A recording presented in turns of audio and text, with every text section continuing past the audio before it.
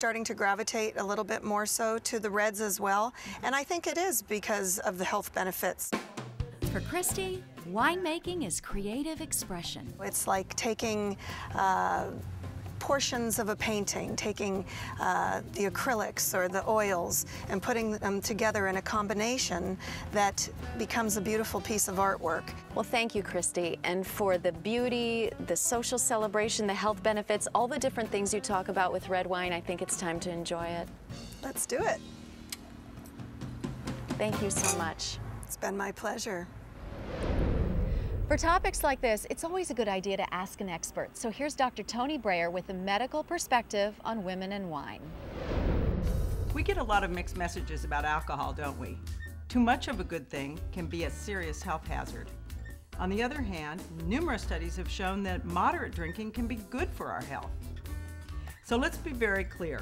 We're not talking about binge drinking, heavy drinking, or pregnant women drinking. Those are absolute no-nos.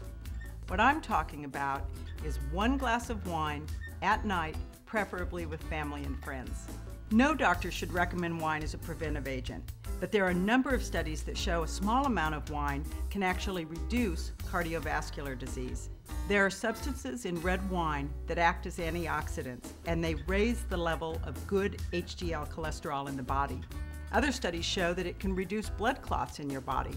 So the key thing here is there's a right amount to drink, and the studies show that 1 glass a day is that right amount. So we're talking here about drinking wine, not by yourself, but enjoying it with family and friends. If you don't drink wine, I'm not suggesting that you start. But if you do occasionally enjoy a glass of wine, you probably aren't harming yourself, and you may be getting a little benefit. Do you take yourself too seriously? Well, I'll show you the health benefits of laughter.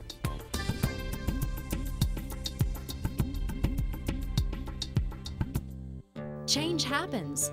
Now you have a personalized health resource that can change right along with you. My Life Stages, created just for women. Online and in your community. Learn more at mylifestages.org.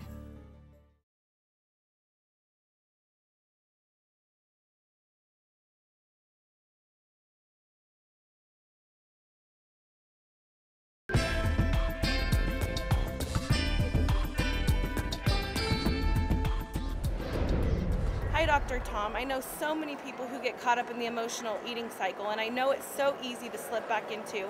How do we get away from this? Experts estimate that 75% of overeating is caused by emotional eating, when a person turns to food as a way to cope with emotional issues.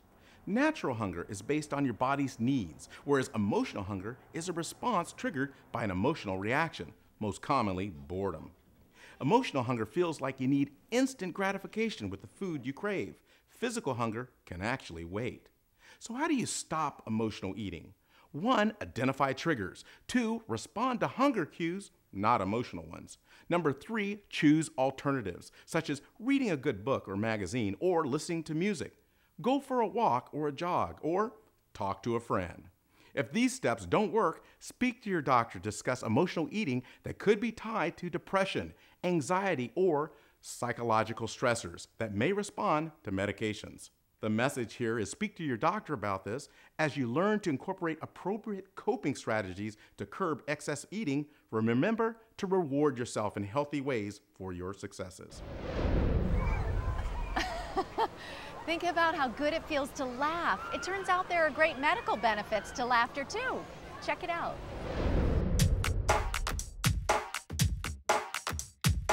Laughter is the best medicine. It's fun, it's easy, anyone can learn to laugh. We see laughter everywhere, in all cultures, all people, all ages. Laughter is a great way to help yourself feel better. You cannot be depressed, anxious, or stressed when you're laughing. Laughter seems to have far-reaching health benefits. It gives your heart and your lungs a great workout. It dilates your blood vessels. It can lower your blood pressure. It may even protect you from heart disease. Did you ever notice how when you're stressed you feel like eating more? That's because stress drives up hormones like cortisol. And cortisol increases our appetite. Laughter reduces our stress hormones.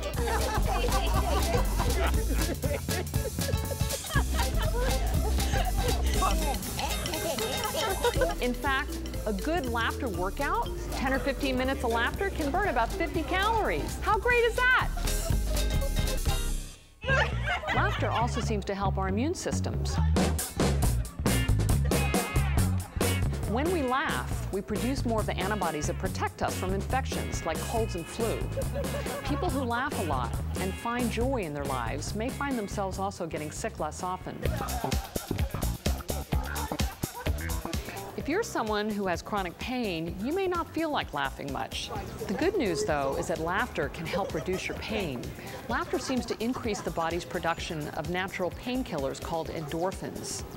I sometimes will write a prescription for my patients, 30 minutes of funny videos every day. If you're going to reap the health benefits of laughter, you've got to laugh deeply and laugh a lot. How do you do that? Well, the good news is there's tons of resources out there. You can take laughter classes. There are even yoga classes now that focus on laughter. Or you can rent funny videos. Hang out with friends that you love to laugh with. Don't laugh, Sarah, don't laugh. Stop! Let me leave you with some food for thought. Research shows that kids laugh 300 to 400 times a day. Not because they have some amazing sense of humor, but just because they're joyful. Adults, on the other hand, laugh about 12 to 15 times a day. So learn to take yourself less seriously. Find the joy in your life again. It's there, just waiting for you to find it.